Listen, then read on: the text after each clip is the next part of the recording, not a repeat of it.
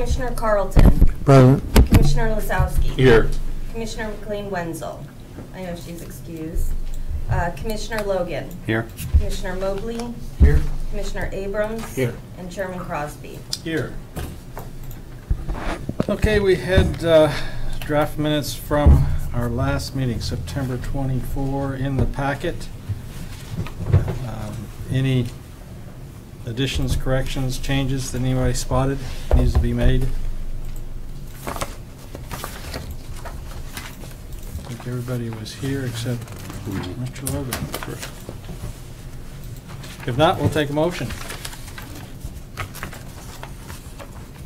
I move we accept the minutes as presented. Second. Okay, the motion has been made and seconded to approve the minutes of the September 24, 2018 Planning Commission meeting. All in favor say aye. Aye. Aye. Any abstentions? Okay, Commissioner Logan abstains. He was not here. All right, we'll get rid of those. All right, this is the time where in each of our meetings, every one of our meetings, we give opportunity for anybody in the audience and the public to address the Planning Commission with any issues that they may have that are not on tonight's agenda. And we'll just give you opportunity to do that, to speak to us. And we ask that you do, for any testimony tonight, is to come to the podium and give us, first of all, your name and your address for the record. It's required. So anybody have any comments they want to share that's not on the topic or for the public hearing tonight? Okay.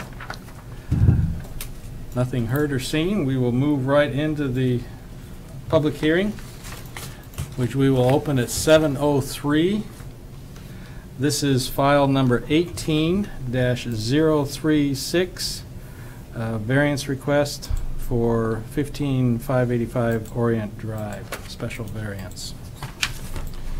Any abstentions from anyone on the commission? Okay, nothing seen or heard. Any conflict of interest? No. Any ex parte contact? Everybody's familiar with the location of the property we'll be talking about? Okay, I'll call for any challenges to the jurisdiction of the Planning Commission. I'll call for any challenges to any individual Planning Commissioner member. Okay, if you testify, you must raise all issues at this hearing. Your comments should state why the application should or should not be approved, or include proposed modifications you believe are necessary for approval according to the standards. If you do not raise specific issues at the final evidentiary hearing or by close of the record, or fail to provide statements or evidence to allow the local government or its designee to respond to the issue, you will not be able to appeal the decision to the Land Use Board of Appeals based on that particular issue. Failure of the applicant to raise constitutional or other issues relating to the proposed conditions of approval with sufficient specificity to allow the local government or its designee to respond to the issue precludes an action for damages in circuit court. Any party has the right to request a continuance of the public hearing, or in the alternative, to have the record remain open. Staff report. All right, so as Jerry mentioned, we're looking at a special variance for 15585 Orient Drive. So specifically, the applicant's request is to allow future development at that property without connecting to public water and broadband fiber. So this just shows the property, which I think you're all familiar with. It's highlighted there in the upper left-hand corner in red, recently annexed into the city earlier this year. The lines that you can see down by Champion Way, the different color lines, there's pink, brown, green, and blue. Those are the existing utility lines. So as you can see, the existing utilities are approximately 2,400 feet to the east of this subject property. So our code, so typically when a property develops, it would trigger connection to all public utilities. So water, fiber, sanitary sewer, and storm drainage, and that's in a couple different sections of our development code. But there is one section in the development code, so 1784-60F, that allows private on-site sanitary sewer and storm drainage facilities without needing a variance if they can be provided on-site. But there is no such exception allowed for public water and broadband fiber. So that's why we're here tonight, is specifically to look at allowing this to develop without connecting to public water and broadband fiber at this time. So it does fall under a type 3 special variance. There's 3 different sets of criteria, and staff feels that this fits under criteria A here. So the unique nature of the proposed development is such that the intent and purpose of the code essentially will not be violated, and it won't be materially detrimental or injurious to other properties.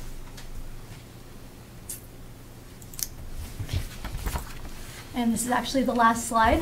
So this is a little hard to read, but it summarizes, we think, with the conditions that we're suggesting in the staff report, that it does meet the special variance criteria, and we recommend approval with all of the modifications that we've outlined. So we did reach out, of course, to Public Works and Sandy Net, since they would be the ones providing the public water and the broadband. And basically the gist of their comments would be that, similar to what would already happen for sanitary sewer and stormwater, once utilities are extended closer to the site, the property would need to connect to them, and they would need to sign a waiver of remonstrance saying that they would do that at the time without, I guess, complaining or whatever. Remonstrating. Remonstrating. I know that's a weird word to me, but so yeah, that's our recommendation.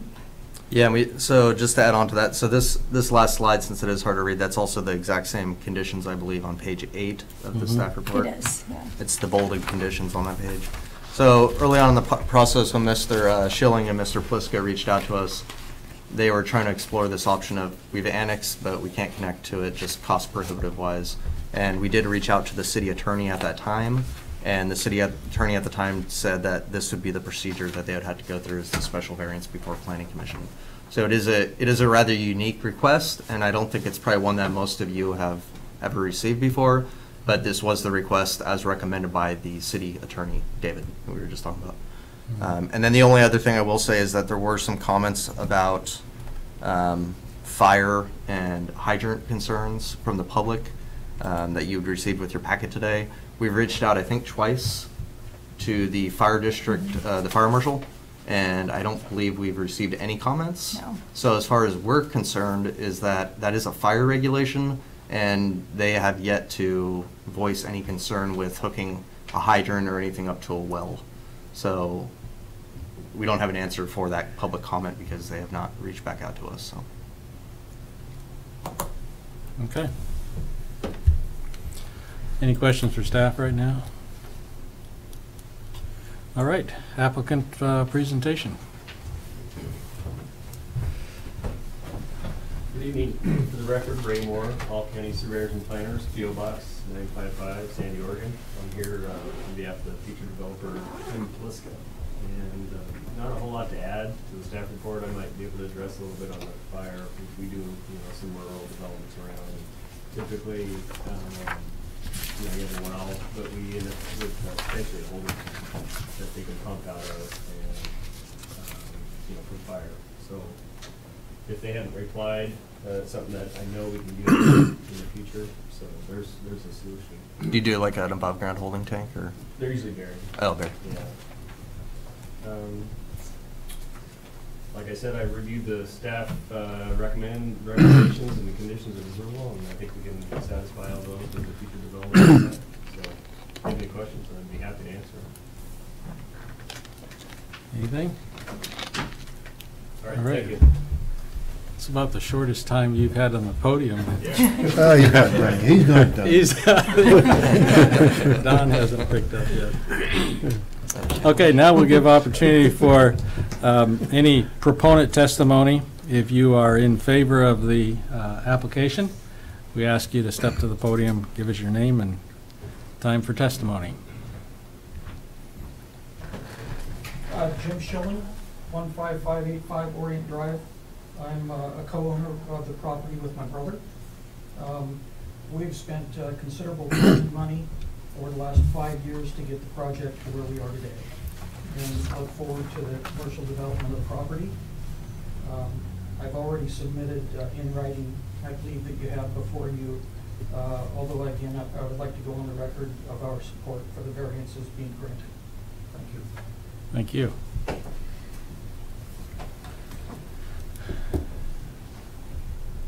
Any other proponent testimony? All right, we'll move on to opponent testimony if you're not in favor. And if you're not sure whether you're in favor or against it, there is an opportunity for just general comments at the end. So if you're not in favor, we'd ask you to speak now.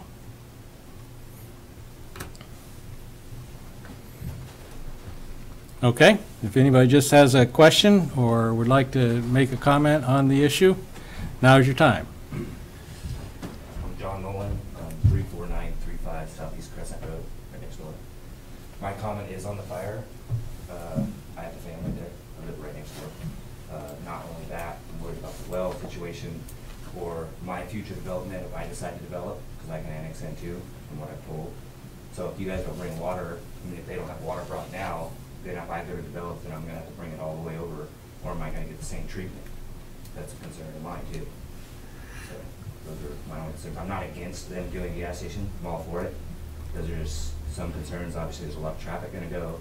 Where's all that rainwater runoff? I know you guys are going to try and do something, but I'd like to see what that is before we decide. You know what I mean? So that's why I'm here. So Okay. I'm not against it. So. Thank you. Appreciate your comments. Anybody else? How about our advisor? No comments tonight? All right. Well, staff, recap? You want to? Yeah. Or is it They recap, then you rebut. I mean, either, yeah. You do recap the recap. Yeah, I mean, I don't have much to add. It's typically, like I said before, we do allow the sanitary sewer and stormwater to take place on site. It's more of a public works decision, I think. As long as we have, you know, the conditions outlined, I don't see why we wouldn't extend that for water and broadband. Yeah, for Mr. Nolan's concerns, yeah, the fire concerns, like I said, really are purely a fire district matter.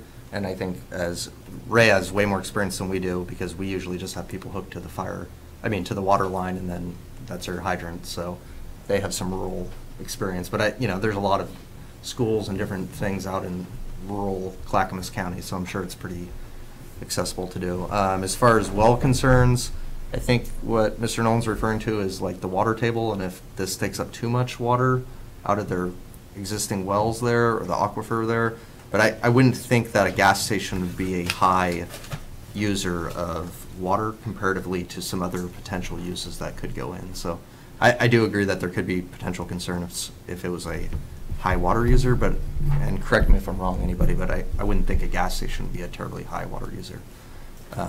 And then stormwater, we would work with the applicant once they submit for the actual gas station. So this is kind of just saying, before the owner, Mr. Pliska, the gas station owner, and he can speak to this probably better, but before they go forward with potentially submitting for a gas station and developing the property, I think they wanted to get answers on this first. And if this wasn't granted, my guess is that it would probably be cost prohibitive to develop the property and extend all these utilities 2,400 feet over. And then the only other thing I want to add is I don't see why we would treat other development in that same neighborhood, like Mr. Nolan's property, if he decided to come in to city limits and develop it. I don't see why we would treat it any different than this application before you tonight. Mm-hmm. Can we do that in writing? Okay, Ray, rebuttal? Again, for the record, Ray Moore, I'm going to saying everything he said. So pretty much the same thing. I just want to make sure Mr. Nolan knows and understands that, the next step is some sort of design review application. You'll have plenty of opportunity to review the plans and make sure that, we're doing everything right, which we will be, but he has some more opportunity to speak on this future development of the site. So Mhm. just wanted to add that. Thank you. Yeah, that's a good point. There will be a, when an actual application comes in to develop the property, there'll be another meeting just like this with a public hearing. Assuming there will be a public hearing, but I just want everybody to be treated equally, so Mhm. if they don't have to bring water, if I want to develop, I don't want to have to bring water either. It's a big concern. It's a big cost, I'm sure. What is the cost? Is there a number on, for linear feet, how much it costs to bring water, sewer, and Guess it depends on what storm? size you guys bring. We did this recently with Everfresh. and Cost a lot. Well, in this particular project, they're asking for it, so nobody has said what it's gonna cost. I wouldn't guess, or even, we don't make our decisions based on what's gonna cost Yeah, I know. them. We make it It's based on the code. So I don't know if that was a correct comment, but I do think they're asking for it. If they want to volunteer what they think the cost is, that's up to them, but it's really immaterial. It's more of a code issue, I think, and a precedent issue.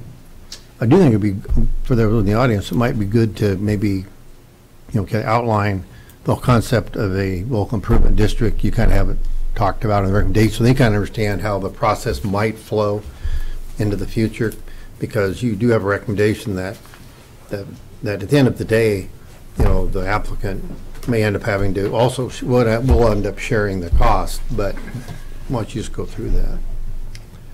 Yeah, so basically what it is you just sign a waiver of remonstrance, so that once a LID is basically proposed or assumed, then they can't remonstrate to being part of the LID. So if somebody extends water down and they create a local improvement district to get reimbursements later on for the extension of those utilities, Mr. Pliska wouldn't be able to say, well, I don't need them because I already have my well, and I already have my, Wi-Fi or whatever you want to claim, and then you'd be able to remonstrate against the local improvement district and the money or the costs associated with those improvements. So you'd basically be guaranteeing that in the future, when the utilities are brought down to that area, that they would pay their fair share for the utility extension, is what it basically is. Mhm. I'm At sure that if point, it Dukeman would was be here, he'd shared. have a little I more wondered if eloquent they're way. paying for it they have to be hooked up. They would also pay for hookup costs, but this is for improvement costs. So when you develop a site, you're paying for two things. You're paying for extending the utilities or services to your site and along your site, and then you're also paying for any hookup costs to the individual construction. So any individual buildings or dwellings, or in this case, a gas station. So you're paying for both, essentially. Okay. So what would cause an LID to be formed out there? What would be the process? Typically, there hasn't been any in the 8 years I've worked here. In another jurisdiction where I worked, they're typically proposed by so I think we have one actually proposed right now on Bluff Road. I don't know where it's at in the process. We'd have to ask Mike, because our public works director, Mike Walker, is the one that actually would be the shepherd of the LID and Right. make sure it gets formed or not. And so what you do is you get a person or a group of people, and then you need a certain amount of signatures, and then that goes before city council, I believe, for a decision whether it's going to be formed. And then basically their engineer gives a cost estimate, our engineer checks it, and then that creates the reimbursement costs for each individual lot or each individual development. So, like I said, I haven't actually been through one since I've worked here in 8 years, so I don't know fully what the city of Sandy does compared to other jurisdictions I've worked at. But there is a process essentially for somebody requesting it, and then it going to our public works director, and then the public works director taking it to city council. Well, there seems to be, these two sides to this. One of them is, the first guy in, doesn't necessarily want to get nailed with all of the costs because other people are going to benefit. And the other side of it is the last guy to develop doesn't want to get nailed with all of the costs, and then everybody else kind of freeloads, at the end of the day. So how does that get mitigated because that's kind of what some of the concerns are, I think, of the people in the audience. So a reimbursement district, once it's created, is good for up to 20 years by Oregon statute. So if you bring down pipe, let's just say, I'll just throw a wild example out there, and I'll just use low cost just to make it easy. if you extend pipe, and this is like 1810, and it costs $100, just say, $100 to do an improvement, and you come up with a calculation where 10% of the money for that pipe extension was on Mr. Pliska, that's what they would pay, is 10% of the overall cost. And say Mr. Nolan's was 5%, you'd pay 5% towards that. So you're basically all contributing to the overall cost of the utility extension. It's the same as when they do like for Snowberry subdivision there, they did that widening and improvements along the highway there, along Highway 211, and they created a reimbursement district. So one guy paid, you might have worked on that, one guy paid 1.5 million or whatever it was, somewhere around there. And then he created a reimbursement district, and then there's a calculation and the engineers agree on it, and then each individual house pays back into that reimbursement. So there's a lot of math in there, and I don't want to get bogged down in it. No, upon development. But you know, there's a lot of nuances to this. So one person can pay back their reimbursement district money at once, or you can set up, what do you call it? The city has done this on occasion, I think, too, is they set up like a financing mechanism so that you actually can pay it over time with interest back to the city. If the amount's like 50 grand and you can't pay it all at once. So the finance department here has even worked with some contractors and developers to do that with like SDCs. So there's a lot of different options for financing, and the city's been pretty open about that. So the people in that area, if they're concerned enough, they could get together and get their signatures and form a local improvement district if they're concerned enough and want To bring do the it now. utilities all the way out there? Pardon? Is that what you're saying, to bring the utilities all the way out there? Yeah, if they wanted to now, I mean, they, just like this other one, if they're concerned enough, that would be the avenue that they would probably be most productive to So pursue. if all the houses that are now in the UGB, if like a group of like, let's just say 20 houses, their septics were all failing at once, and yeah, they found it cost prohibitive to just extend our sewer out there, which I doubt it would be, but if they did, they could form a local improvement district with a reimbursement mechanism. Extend the sewer out there, all hooked to the sewer, although I don't know how you get it to drain back uphill. But hook to it, and then over time, as different people like Mr. Pliska or say Ray own property down there, or any of you guys, then once you develop, you pay back into the reimbursement of the extension of that sewer line. So yes, they could. I don't think they would, but they could do that. There's been a big question on Bluff Road over the years of, you know, why isn't there sewer all the way out to Kelso in that area? Well, the city's current policy is that development pays for itself, so the city wouldn't extend sewer out there, plus we don't have the money for it. But so right now, the only way that it would happen is either a lot of development occurring and the sewer getting extended one property at a time, or the alternative is the one you're mentioning, Don, is a big group of citizens or homeowners or property owners could go in together, create a local improvement district, extend the sewer line out there, and then set up a reimbursement district for anybody that hooks to that sewer line. But I think the applicants tonight, when we're getting back to what we're looking at tonight, is 2,400 feet would be a super long way to extend a water line and fiber. Especially, I don't know if they've talked to anybody, but they would have to be hoping that within the next 20 years somebody hooks to it and then reimburses them. So it's a risk or a gamble. It would probably be cost prohibitive. I'll tell you, I we just ran a don't think we should line. talk about costs. Costs have got nothing to do with Right. this. We're here to interpret the And- code. but- We're not here to, you know, Yeah, but nothing in the it's- code. They will says- not be left high and dry, though, with the fees. That's These right. reimbursement districts will compensate the method by which person it that can builds be- the line. Well, the LID is a method in which it can be done. That's all I want to clarify, number one. Number two, if the applicant, you know, knows probably the cost to extend it, and it's up to them. But, you know, we've sat here on many developments, and we have had the applicant tell us that it's going to cost a pile of money to do Sandy style or this or that or the other thing. We basically make our decision based on the code, and son of a gun, the thing gets built. So everybody comes to us and wants an exception. They have to. It's important they do that. But at the end of the day, we need to base it on the code and our interpretation. That's kind of my message. So. Okay. Yeah, I would say in this particular case, because the public works director and the Sandy Net director, or assistant director now, and our city attorney don't have huge issues as long as, I would say if you decided to go forward with it tonight as a or if you approved it tonight, I think I would only, as staff, and I think this is what we're saying, would only recommend approval so as long as all these conditions are kept in here. Like if you were to decide to drop the LID or non-remonstrance condition, I think staff's opinion would then be denial. It won't work, yeah. Correct. But I think if you approve the recommended variance with all these conditions, I think both our public works director, Sandy Net manager, and the city attorney would be comfortable with it. Okay. All right, anybody wants to close the public hearing, or we can hold it open till we make our, I'm moving to close the public hearing. I have a question before we can. Is. Of me? Of me? Well, I'm going to start with you. Okay. Well, look at the layout of I'm looking at Exhibit E. This diagram here. Space age. The proposed future pad, it looks like there's two.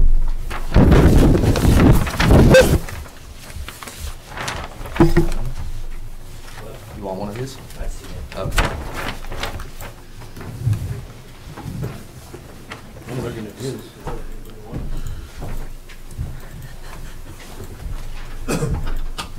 I mean, I'm just reading through, we're asked kind of weigh in on the proposed gas station, then we have, it looks like there's potentially two other sites. I mean, I'm just trying to look at are we commenting, are we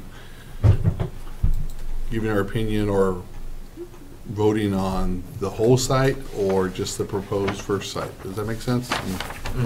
None of it. This isn't Yeah. about the development, it's just literally about waiving those two requirements. Yeah, I mean, they could come back in with a different land use application for some other commercial use. Okay. So, they just included this as part of it. Well, it had just been brought up that the gas station was low use. That's all. I'm just thinking. Whatever low is. Whatever low is. Yeah, so that's, Yeah, I mean, once they propose like an actual specific development, they'd come back through with another land use application. But for now, it's really just about the variance Yeah. request. okay. Pretty simple tonight. Yeah, so the water could be, yeah, I get your point, Ron. Yeah. The water usage could be higher depending on what the proposal is. Right. And it runs with the entire property, not just the building they're showing on the corner by the highway, right? This variance request? Yeah. Yes. Okay. Yeah, the whole lot, yeah. Mhm.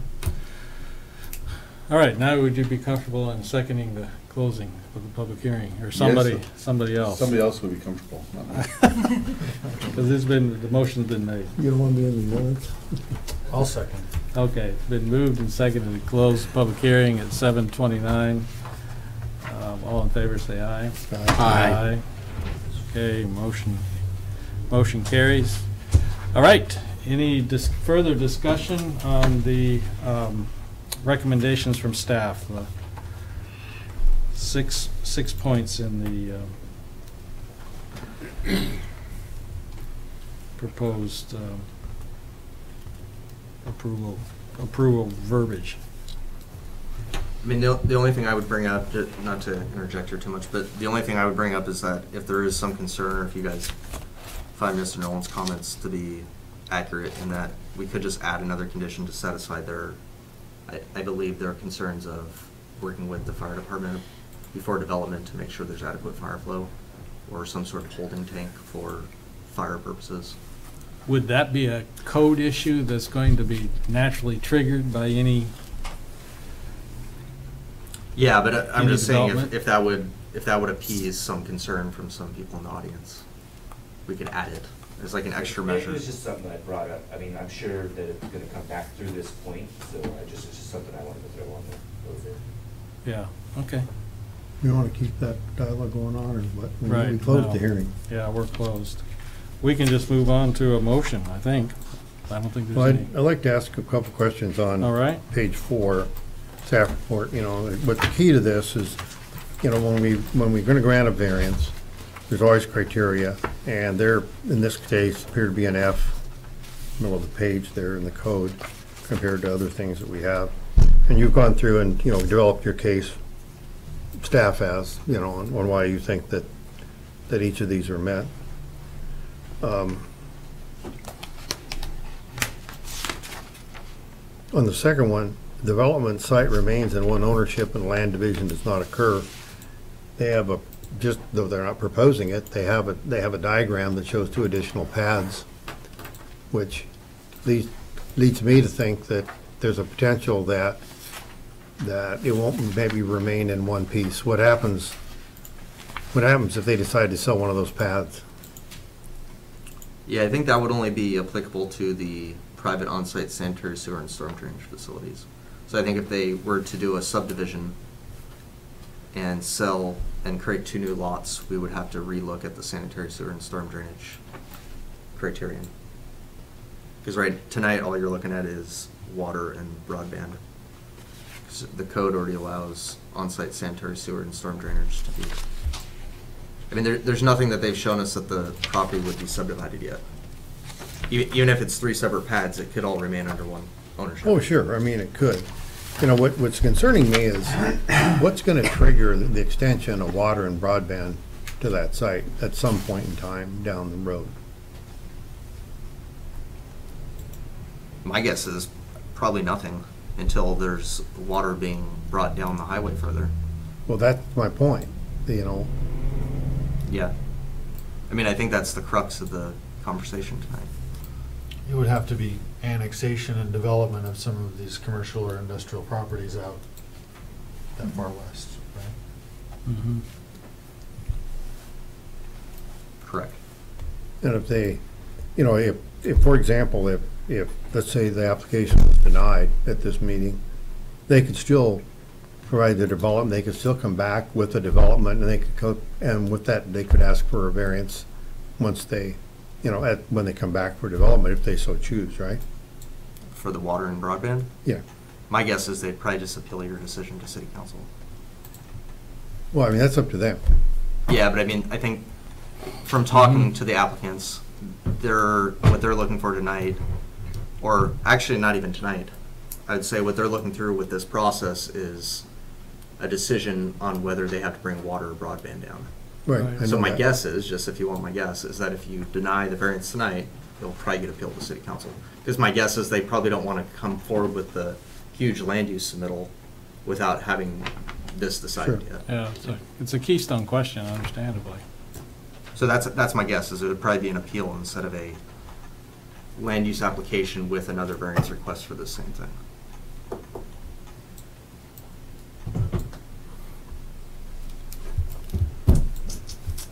Any further discussion?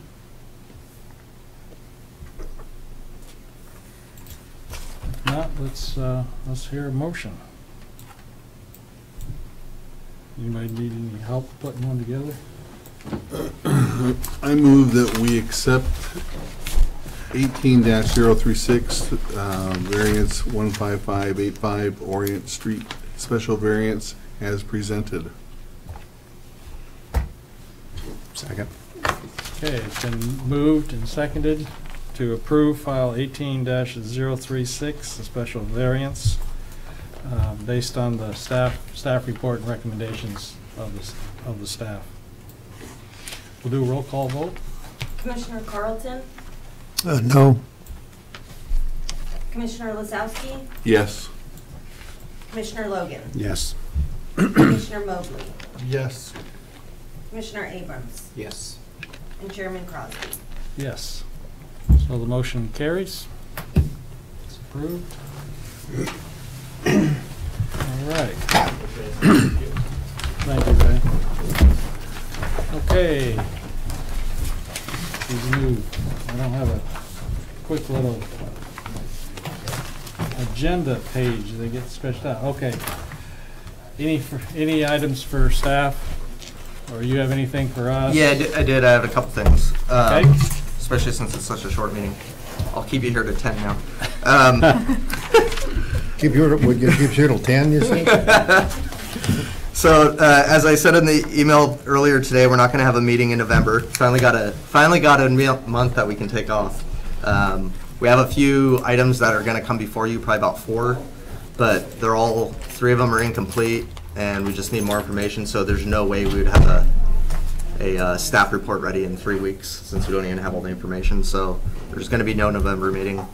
And then the December meeting would have been on Christmas Eve, so I know I won't be here. We saw you cancel that. Yeah. So I thought that we could move it to December 10th, and that would work with this room availability as well. So I already got comments from Jerry and Todd that they could both make that date. So Don, Ron. And you don't have to. I don't have know- my calendar, but you don't have to know I can't tonight. think of anything. It's a Monday. Okay. No, that's So I fine. think what we'll do at Once this the point next is Monday, schedule it'll it for be that open. day, and Yeah. then if everybody can just confirm that that will work, just so we know we have a quorum. Okay. Okay. And we don't have anything for that date yet, but my guess is that we'll have an item or two that would be complete by then, and probably ready for you guys to weigh in on. And then the only other things I wanted to kind of point out real fast are we're still working with the William Bloom annexation folks. That's one that you guys continued, and then you continued it again for 245 days. They have gotten all their TPR analysis, the transportation planning rule stuff done. I think we're still waiting on ODOT to comment, but our traffic engineer is fine with it at this point. And so hopefully ODOT's fine with it. And then the only other thing is we're trying to work out this whole historical cultural designation. And we're actually we're on the phone this morning with the state of Oregon trying to figure all that out. So there's a few little final things we need to figure out, and then that'll be coming back before you guys pretty soon. The development code amendments that you guys recommended for approval with forwarding, council adopted the first 4 chapters with the first reading of the ordinance, and then there was a large body of people, mainly developers and builders, opposed to the chapter 17-102 urban forestry section proposed changes. So council's decided to form a committee that will consist of both developers and builders, and then some other community members, and then probably an arborist and somebody from like Watershed Council. Watershed Council, yeah. So we're going to try to have a balanced approach of kind of see it from both sides, from both the environmental, ecological standpoint and existing residents that are affected by new development, and also from the builders and developers that try to plan these subdivisions. Will that come back to us at all, or just go straight to council? I think it would be wise to come back to you guys, yeah. Because you guys recommended approval of a code change, and I think that code change will be significantly enough different that I would like to bring it back before Planning Commission And we're again. going to So close it's- out the old file number. and Oh, stuff right, right. Anyway, so. Emily's correct. So the old file, yeah, thank you. So the old file number will actually just be for the first 4 chapters. We'll actually restart a new file with going to DLCD again. And then, yeah, so it'll definitely come back before you. So the committee has got developers, environmental folks, et cetera, then is there some city council folks, or? I think the mayor's on it right now. So, and then I don't know who else yet. We're still trying, I mean, this all just happened like 2 weeks ago. Yeah. Yeah. So My we're- suggestion would maybe just suggest to the mayor that, you know, somebody from the planning commission should also be part of it. I think the model we used on the Sandy style years ago worked well. And that is, I mean, we basically got the business and the government, the planning commission kind of together. That way, when it came to the commission, it pretty much had a consensus, as opposed to getting a proposal that's been developed by all the people that think they want it to their way, and then they come to us. So if you really want consensus, I think there's a seat at the table for the city, and I would say the planning commission being overlooked is, No, I don't think that's the intention. well, I'd suggest, you Yeah. want to suggest that to the mayor, I think. I think it's already been suggested, yeah. I just can't remember it's gonna be like an 8-person board, so, or committee, so. Even if there was somebody there at representing planning commission just to listen. No, I think they would be a committee member. Okay. Yeah, 'Cause that would be my just- hope, because I think we're gonna get somebody from the Parks and Trails Advisory Board also on there to be a recommendation. Mhm. Because Parks and Trails fall under the same regulations actually as well, so I think it'd be wise, you know, and that's several hundred acres in the city limits also, so I think that'd be wise to have them. Mhm. So we have that, and then we have, so I guess the only other things I wanted to really bring up tonight is we have this double, so everybody remembers like the Double Creek condos there. It's at DeBarco and Reuben. There's like 30-something units. It's the only condos down there right now. Yeah, They're like they 3 just stories tall. redid the siding and everything. Yeah, they just redid the siding in rock, yeah. So they have, I'm not going to go into this in too much detail because I don't want to get, because you're going to be hearing this. But, so basically the gist of it is they have vested rights for the other 69 units still. And so staff and our attorney and their attorney are trying to work together to bring it back to planning commission, so there's at least, or no, it wouldn't be planning commission. Probably wouldn't be planning commission unless somebody appeals it, or unless somebody requests it. But basically, it's going to be brought back to the public through a notice period, and then kind of letting everybody know that this thing's already approved for 69 dwelling units. So where So- where is their, are they across the street, or where are they? North of the North. wetlands that are there. Yeah, I thought the wetlands kind of were, Bisecting it, yeah. So that you have the condos, and then the wetlands, and then suburban Ford up here, and then this is just south of So that. just north of it. Kind of where the ant farm stuff was Garden before, is, yeah. up in that area. Mhm. So it probably won't be coming before you, but I just wanted to let you know and put it on your radar that that is being discussed, and you'll probably hear about it. And there might be some very upset people on west of that, because what's Right. going to basically happen is it's been 15, 16 years, and it's going to be re-noticed to them that this condo still has vested rights to develop, but it's not going to be much of a public process. So it'll be a very interesting one for staff to handle. Yeah. when were those built initially? 2008, I believe, but they got About 10 somewhere years. around there. Yeah, But that's they got right. they got the approval in 2002, I think. Yeah, Or it was 3? actually, Yeah, we city went- council appealed it, so it was 2003. that 2003. The final order went through. Yeah, that's what I can remember. Our daughter used to be, we had a house where our daughter lived in. We were going by there when they were building. I thought it was interesting. We on a condo development down in Newport. We just went through a $1.5 million siding replacement project, but only after 45 years. So replacing siding after less than 10 years sounded like an insurance company is paying for. It was, yeah, that's what my Paying for a understanding is. 10-year warranty by state of Oregon law that didn't make it to 10 years. Yeah, my understanding is they installed it incorrectly, so they were getting a lot of water and moisture behind the siding. Oh, man. Yeah, it happens. And I know exactly how they need to install it too, because being on the board of our condo down there, that was not much fun, but we got it done. Yeah, so I just wanted to get it on your radar since you guys all hear things through the community, but that's going to be an interesting one once that goes forward.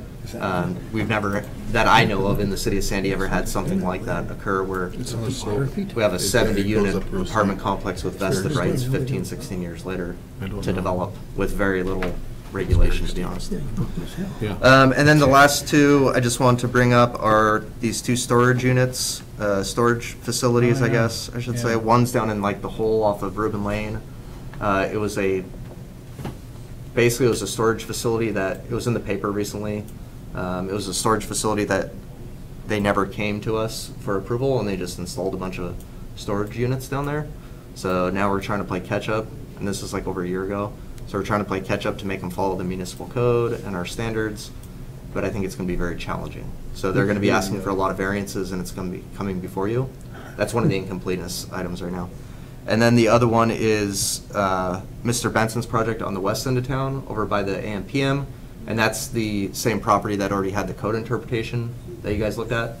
So his is also currently incomplete, but once they get the rest of the completeness items in, we'll be bringing that before you guys again as well. And I think that's pretty much everything I wanted to hit upon tonight. Okay. Anybody got a question for staff? Anything? Can I go back? I'm sorry, I wasn't listening intently enough. Mr. Benson is, what's he doing? He has the, Mini storage yeah, proposal? but, so he's incomplete, or is he trying to move forward with it? I wasn't. Yeah, so we did our completeness check, Uh-huh. and he just didn't meet, he had too many items that were incomplete, so we sent it back, asked for more information. That's where we're basically at. I think it was just sent out today or yesterday, or today, I guess. It's Monday, I guess. Yeah. So that's where it sits, basically. So what's the most time sensitive on all those that we're going to collide with in December?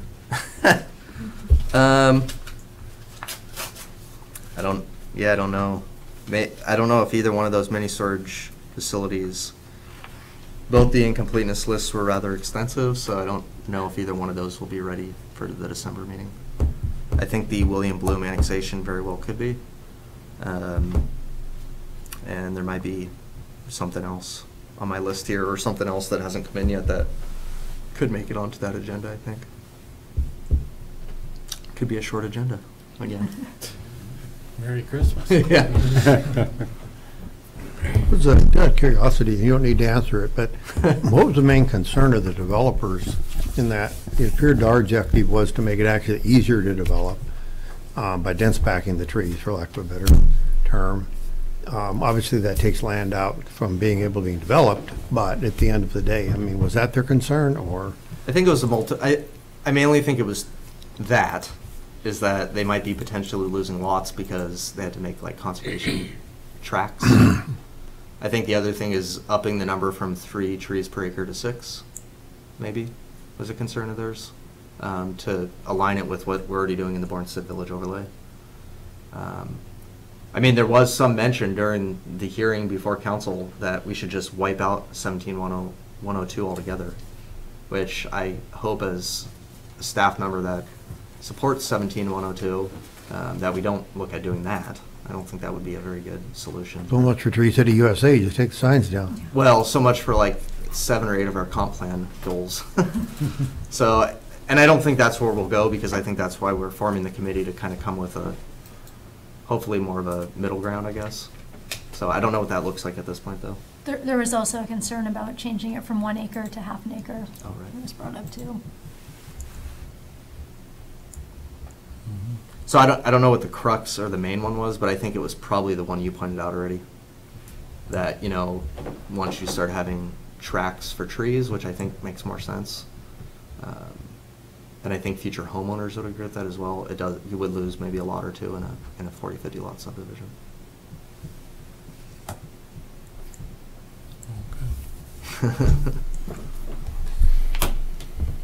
Very well then. Somebody wants- Move to adjourn, I guess, huh? We can, You can go watch the end of Monday Night Football or something. yeah, we're done with baseball. Just like I got home from work, and, man, what am I gonna do tonight? I don't have any baseball to watch. Anyway, somebody close us out, or a couple of you. I'll make a motion. What's the safari? Close you it.